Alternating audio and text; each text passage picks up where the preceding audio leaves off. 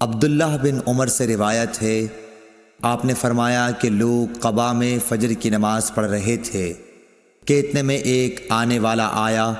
اس نے بتایا کہ رسول اللہ صلی اللہ علیہ وسلم پر کل وحی نازل ہوئی ہے اور انہیں کعبے کی طرف نماز میں منہ کرنے کا حکم ہو گیا ہے۔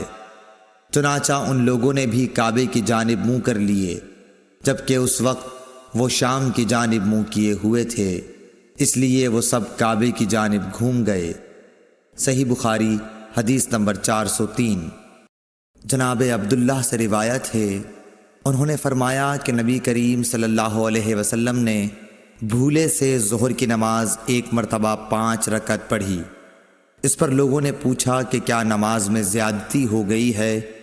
آپ صلی اللہ علیہ وسلم نے فرمایا، کیا بات ہے؟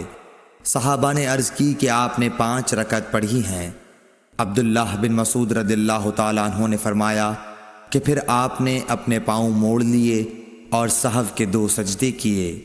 صحیح بخاری حدیث نمبر 404۔ انس بن مالک رضی اللہ تعالیٰ عنہ سے روایت ہے کہ نبی کریم صلی اللہ علیہ وسلم نے قبلے کی طرف دیوار پر بلغم دیکھا جو آپ کو ناگوار گزرا، اور یہ ناگواری آپ کے چہرہ مبارک پر دکھائی دینے لگی۔ پھر آپ اٹھے اور خود اپنے ہاتھ سے کھرچ ڈالا اور فرمایا کہ جب کوئی شخص نماز کے لیے کھڑا ہوتا ہے تو گویا وہ اپنے رب کے ساتھ سرگوشی کرتا ہے، یا یوں فرمایا کہ اس کا رب اس کے اور قبلے کے درمیان ہوتا ہے، اس لیے کوئی شخص نماز میں اپنے قبلے کی طرف نہ تھوکے، البتہ بائیں طرف یا اپنے قدموں کے نیچے تھوک سکتا ہے۔ پھر آپ نے اپنی چادر کا کنارہ لیا، اس پر تھوکا، پھر اس کو الٹ پلٹ کیا اور فرمایا، یا اس طرح کر لیا کرو۔ صحیح بخاری حدیث نمبر 405۔ عبداللہ بن عمر رضی اللہ تعالیٰ عنہ سے روایت ہے کہ رسول اللہ صلی اللہ علیہ وسلم نے قبلے کی دیوار پر تھوک دیکھا۔ آپ صلی اللہ علیہ وسلم نے اسے کھرچ ڈالا۔ پھر آپ نے لوگوں سے خطاب کیا اور فرمایا کہ جب کوئی شخص نماز میں ہو تو اپنے منہ کے سامنے نہ تھوکے، کیونکہ نماز میں منہ کے سامنے اللہ عز و جل ہوتا ہے۔ صحیح بخاری حدیث نمبر 406۔ حضرت عائشہ ام المومنین رضی اللہ تعالی عنہا سے روایت ہے کہ رسول اللہ صلی اللہ علیہ وسلم نے قبلے کی دیوار پر رینٹ یا تھوک یا بلغم دیکھا تو اسے آپ نے کھرچ ڈالا۔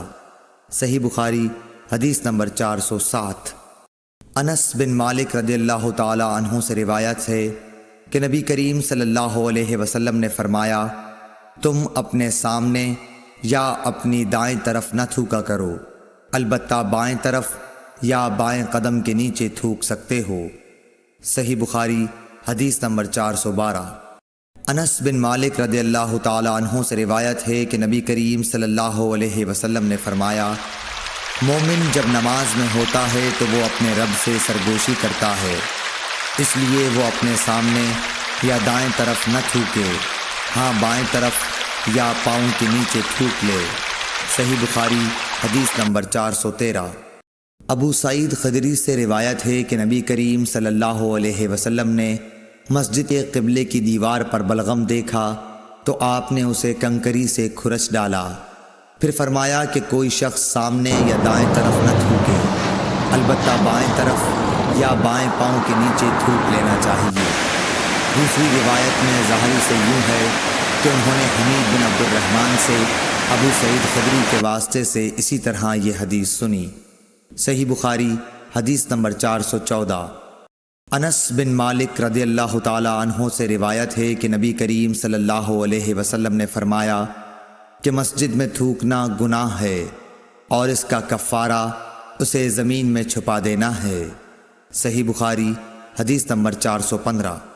حضرت ابو ہریرہ رضی اللہ تعالی عنہ سے روایت ہے، وہ نبی کریم صلی اللہ علیہ وسلم سے نقل کرتے ہیں کہ آپ نے فرمایا، جب کوئی شخص نماز کے لیے کھڑا ہو تو سامنے نہ تھوکے، کیونکہ وہ جب تک اپنی نماز کی جگہ میں ہوتا ہے تو اللہ تعالیٰ سے سرگوشی کرتا رہتا ہے، اور دائیں طرف بھی نہ تھوکے، کیونکہ اس طرف فرشتہ ہوتا ہے، ہاں بائیں طرف یا قدم کے نیچے تھوک لے اور اسے مٹی میں چھپا دے۔ صحیح بخاری حدیث نمبر 416۔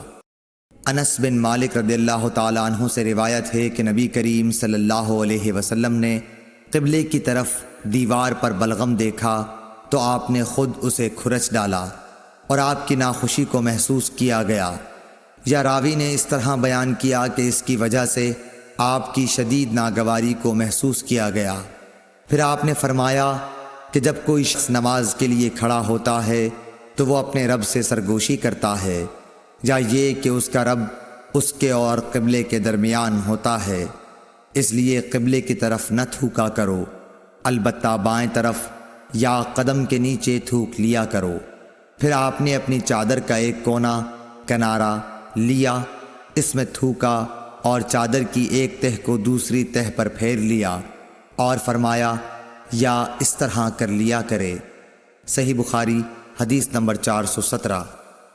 حضرت ابو ہریرہ رضی اللہ تعالیٰ عنہ سے روایت ہے کہ رسول اللہ صلی اللہ علیہ وسلم نے فرمایا، کیا تمہارا یہ خیال ہے کہ میرا منہ نماز میں قبلے کی طرف ہے؟